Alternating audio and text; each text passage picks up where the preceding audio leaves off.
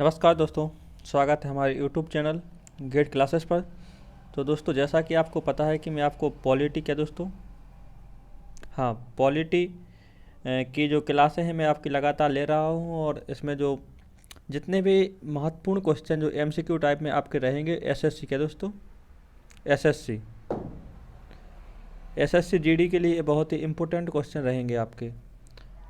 हाँ, यहाँ से क्वेश्चन बहुत सारे पूछे जाते हैं और ऐसी संभावना रहेगी जो आपके मतलब पॉलिटी से जितने भी क्वेश्चन इंपॉर्टेंस बनेंगे वो आने की पूर्ण संभावना रहेगी। तो जी, तो स्टार्ट करते हैं, देखिएगा। तो यहाँ पर पहला क्वेश्चन है, भारत की संविधान सभा किसके अनुसार गठित की गई? तो आपके सामने चार ऑप्शन है: साइमन कमीशन का प्रस्ताव, क्रिप्स प्रस्ताव, और माउंटबेटन योजना, और कैबिनेट मिशन योजना। तो आपको यहाँ पर चूज करके बताना है कि कौन सा इसका पहले का सही आंसर होगा। तो क्या होगा दोस्तों? इसका सही आंसर हो जाता है यहाँ पर डी, कैबिनेट मिशन योजना के तहत भारत की संविधान सभा गठित की गई थी। हाँ दोस्तों। दूसरा क्वेश्चन है, संविधान सभा के सदस्यों को निम्न में से किसने प्रत्यक्ष रूप में निर्वाचित किया गया? क्या दोस्तों प्रत्यक्ष रूप से निर्वाचित किया गया? तो किन किन को किया गया? जो आपके सामने ऑप्शन है, मतलब कैसे किया गया। तो पहला ऑप्शन है प्रांतों की विधानसभा, दूसरा ऑप्शन है संघीय व्यवस्थापिका, तीसरा ऑप्शन है ए एवं बी दोनों, और तीसरा ऑप्शन है इनमें से कोई नहीं। तो आपको जो यहाँ पर सही उत्तर है तो आपको पता होगा, नहीं पता है तो मैं तो आपके सामने बैठा ही हूँ बताने के लिए। हाँ, तो इसका सही उत्तर होगा जो दूसरे का है, क्या होगा दोस्तों? ए, प्रांतों की विधानसभा। यहाँ पर तीसरे क्वेश्चन की बात कर लेते हैं। तीसरा क्वेश्चन कहता है, संविधान सभा की स्थापना कब हुई? संविधान सभा की स्थापना कब हुई? तो आपके सामने ऑप्शन है 10 जून 1946, 9 दिसंबर 1946, 26 नवंबर 1949 और 26 दिसंबर 1949। तो यहाँ पर बहुत सारे बच्चे कन्फ्यूज भी हो जाते हैं, मतलब कि संविधान सभा की स्थापना कब हुई और संविधान लागू कब हुआ। तो मैं आपको यहाँ पर क्लियर कर देता हूँ। तो यहाँ का तीसरे का जो उत्तर हो जाएगा, क्या हो जाएगा दोस्तों? तीसरे का उत्तर हो जाएगा जो क्या पूछा, संविधान सभा तो कब हुई दोस्तों? 9 दिसंबर 1946 को। यहाँ पर तीसरा उत्तर सही हो जाएगा, तीसरे का बी आंसर सही हो जाएगा। तो जो आपको पता है संविधान सभा की स्थापना 9 दिसंबर, यहाँ पर जो पहली बैठक हुई थी 9 दिसंबर 1946 को, दूसरी हुई थी 11 दिसंबर 1946 को, तीसरी हुई थी 13 दिसंबर को। ये दो दिन के गैप के अनुसार चली थी। तो यहाँ पर चौथा क्वेश्चन कहता है, संविधान सभा के उद्घाटन अधिवेशन की अध्यक्षता किसने की? तो आपके सामने ये ऑप्शन रहेंगे: जवाहरलाल नेहरू, डॉक्टर बी.आर. अम्बेडकर, सत्येंद्र सिन्हा, राजेंद्र प्रसाद। तो आपको बताना है कौन थे यहाँ पर। चौथे का आंसर जो हो जाएगा, क्या हो जाएगा दोस्तों? सी, सत्येंद्र सिन्हा ने यहाँ की अध्यक्षता की थी। और दोस्तों पांचवा है, संविधान सभा के स्थायी अध्यक्ष कौन थे? बहुत ही इंपॉर्टेंट क्वेश्चन है, आपको कई बार एग्जाम में देखने को मिलेगा ये क्वेश्चन। संविधान सभा के स्थायी अध्यक्ष कौन थे? तो आपके सामने ये ऑप्शन है: बी.आर. अम्बेडकर, महात्मा गांधी, राजेंद्र प्रसाद, सत्येंद्र सिन्हा। तो आपको जो पांचवें का उत्तर होगा, क्या होगा दोस्तों? सी, जो राजेंद्र प्रसाद थे ये संविधान सभा के स्थायी अध्यक्ष थे। छठवें क्वेश्चन की बात कर लेते हैं, भारतीय संविधान सभा की प्रारूप समिति के अध्यक्ष थे। कौन समिति के? प्रारूप समिति के अध्यक्ष कौन थे? आपको बताना है। आपके सामने ऑप्शन है B R. Ambedkar, J B. Kripalani, Jawaharlal Nehru, B N. Rao. तो छठवें का जो उत्तर हो जाएगा, क्या हो जाएगा दोस्तों? ए, डॉक्टर बी.आर. अम्बेडकर जो संविधान सभा के प्रारूप समिति के अध्यक्ष थे, या उन्होंने अध्यक्षता की थी। ठीक है। क्वेश्चन नंबर 7 में की बात कर लेते हैं, देखिएगा। संविधान सभा का संवैधानिक सलाहकार, जो संवैधानिक सलाहकार है, किसे नियुक्त किया गया था? जब संविधान का निर्माण हो रहा था तो संविधान सभा का संवैधानिक सलाहकार किसे नियुक्त किया गया था? तो आपके सामने ऑप्शन भी है B R. Ambedkar, B N. Rao, K M. Munshi, Vallabh Bhai Patel, जो सरदार वल्लभ भाई पटेल थे, ये लिखा। तो सातवें का जो सही उत्तर हो जाएगा, क्या हो जाएगा दोस्तों? सातवें का बी, बी.एन. राव संवैधानिक सलाहकार के रूप में नियुक्त किए गए थे। ये इंपॉर्टेंट क्वेश्चन हो जाता है। क्वेश्चन नंबर 7वें की बात कर लेते हैं, 8वें की। क्वेश्चन नंबर 8 कहता है, संविधान सभा के उद्देश्य प्रस्ताव किसने प्रस्तुत किया था? तो आपके सामने ऑप्शन है।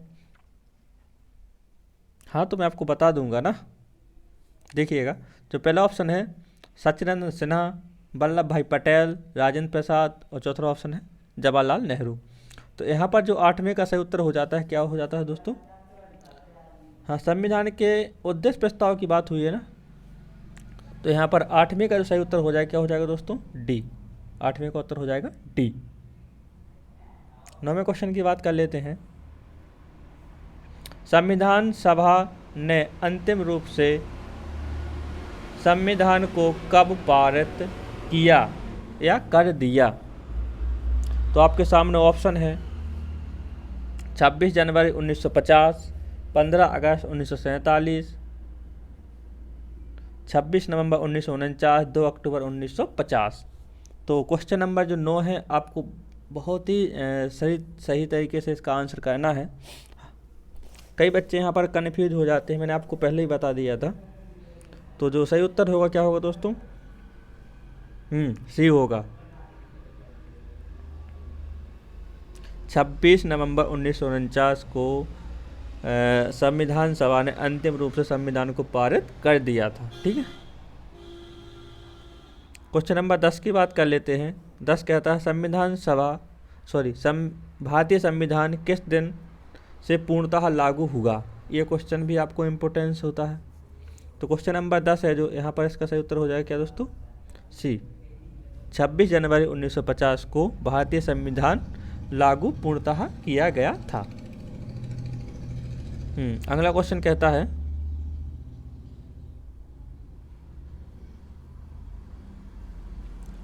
भारत गणतंत्र कब बना? ये बात भी बहुत अच्छी है।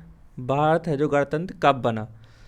तो 15 अगस्त 1949 को, 26 नवंबर 1949 को, 26 जनवरी 1949, 26 जनवरी 1950। तो 11वें का जो सही उत्तर होगा, क्या होगा दोस्तों? 11वें का क्या होगा? डी। 26 जनवरी 1950 को भारत गणतंत्र बना। ठीक है। अगले क्वेश्चन की बात कर लेते हैं। देखिएगा, क्वेश्चन नंबर 12 कहता है भारत एक गणतंत्र है, इसका अर्थ है। तो आपके सामने ये चारों ऑप्शन हैं। सभी मामलों में अंतिम अधिकार जनता के पास है, भारत में संसदीय शासन व्यवस्था है, भारत में वंशानुगत शासन नहीं है, भारत राज्यों का संघ है।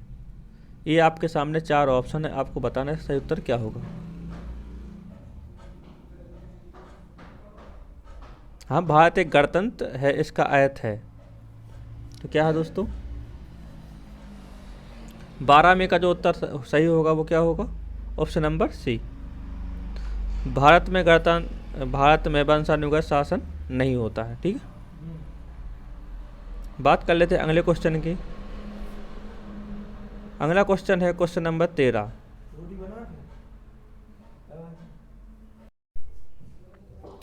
तो अगला क्वेश्चन है जो क्वेश्चन नंबर 13 है, संविधान सभा द्वारा अंतिम रूप से पारित संविधान में कुल कितने अनुच्छेद और अनुसूचियां थीं? तो आपके सामने ये ऑप्शन है 395 अनुच्छेद और 8 अनुसूचियाँ, 395 अनुच्छेद 10 अनुसूचियाँ, 375 अनुच्छेद 7 अनुसूचियाँ, 444 अनुच्छेद और 12 अनुसूचियाँ। तो इसका सही उत्तर होगा, जो आपको बता दूंगा मैं। हाँ, बता रहा हूँ। तो 13 का सही उत्तर क्या होगा दोस्तों? ए। 395 अनुच्छेद और 12 अनुसूचियाँ जब संविधान लागू हुआ था तब ये भी लागू साथ में हो गई थी। तो क्वेश्चन नंबर 13 की बात कर लेते हैं। 14 है। भारतीय संविधान के किस भाग को उसकी आत्मा की संज्ञा दी गई है? मूलाधिकार, प्रस्तावना, संवैधानिक उपचारों का अधिकार, संशोधन प्रक्रिया। तो किसको दी गई है दोस्तों? यहाँ पर जो 14 का उत्तर हो जाएगा, क्या होगा? सी। संवैधानिक उपचारों का जो अधिकार है इसे भारतीय संविधान में उसकी आत्मा कहा जाता है। क्वेश्चन नंबर 15 की बात कर लेते हैं। भारतीय संविधान की कौन सी विशेषता इंग्लैंड से ली गई? कौन सी विशेषता इंग्लैंड से ली गई? तो आपके पास ऑप्शन है संसदीय प्रणाली, संघीय प्रणाली, मूल अधिकार, मूल कर्तव्य। तो क्या होगा 15 में का आंसर?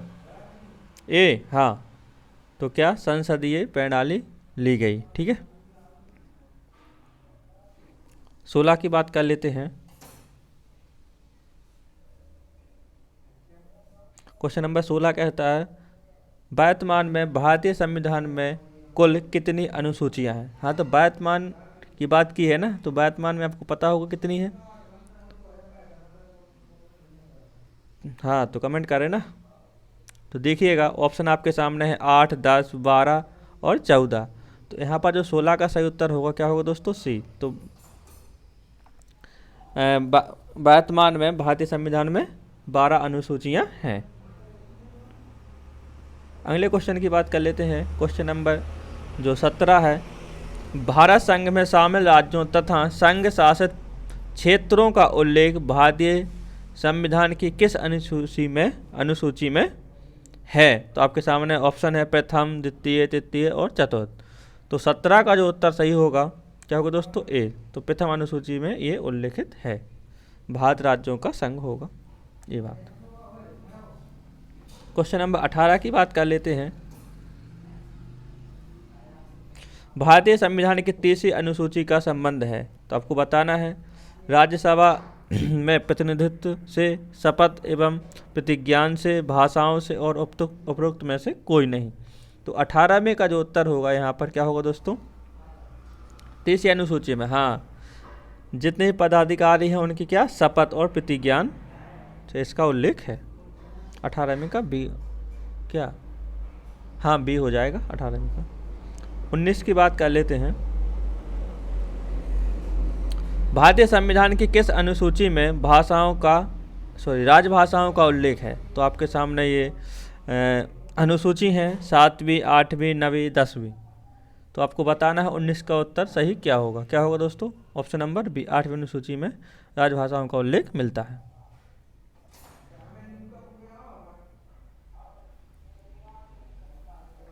क्वेश्चन नंबर 20 की बात कर लेते हैं।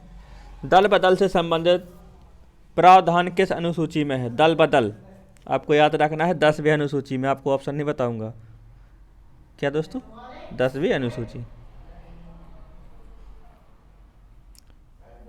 हाँ, अगला क्वेश्चन कहता है पंचायती राज व्यवस्था संबंधित प्रावधान भारतीय संविधान की किस अनुसूची में रखे गए हैं?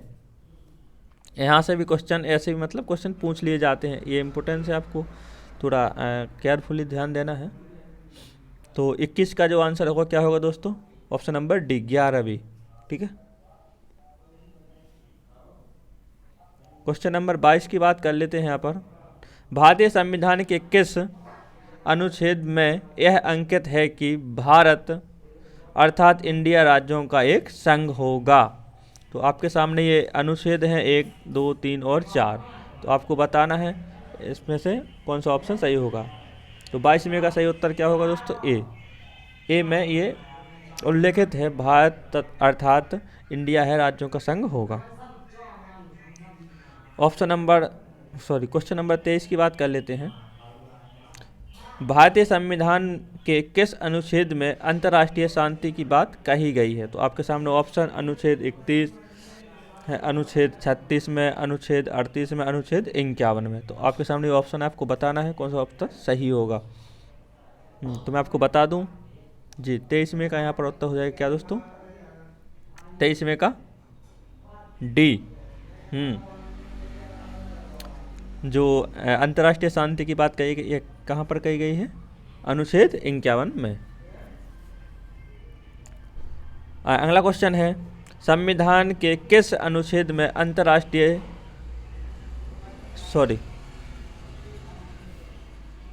भारत के किस अनुच्छेद के अंतर्गत राष्ट्रपति अध्यादेश जारी कर सकता है? तो आपको पता होगा, ये बहुत ही सिंपल क्वेश्चन है। मैं इसमें आपको ऑप्शन नहीं बताऊंगा। हाँ, तो इसका 24 का सही उत्तर क्या हो जाएगा दोस्तों? Option number C, article 1, 2, 3। हाँ, 123। ये इस सीरीज का लास्ट क्वेश्चन होगा और इसमें मैं आपको ओनली 25 ही क्वेश्चन कवर करा पाऊँगा, ताकि टाइम भी बहुत हो गया। तो अगली सीरीज में आपको पार्ट 2 बनाकर ये मतलब और भी क्वेश्चन कवर करा दूंगा। ये पूरी सीरीज समथिंग आपको पॉलिटी के 400 क्वेश्चन करीब MCQ में आपको उपलब्ध करा दूंगा। ये SSC GD के लिए बहुत ही इंपॉर्टेंट क्वेश्चन है, इसे कभी मतलब स्किप ना करें, वीडियो को रिवाइज करके देख लें, यहाँ से क्वेश्चन आने की बहुत ही संभावना रहती है। तो इसका लास्ट क्वेश्चन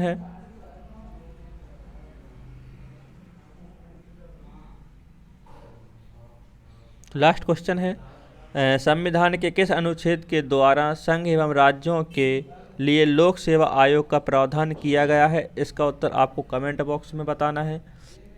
हाँ, अगली क्लास में मैं इसका उत्तर आपको बता दूंगा। कोशिश करना है आप इसका उत्तर सही दें। Thank you for watching. अगर वीडियो अच्छा लगे तो प्लीज़ लाइक शेयर सब्सक्राइब करना ना भूलें।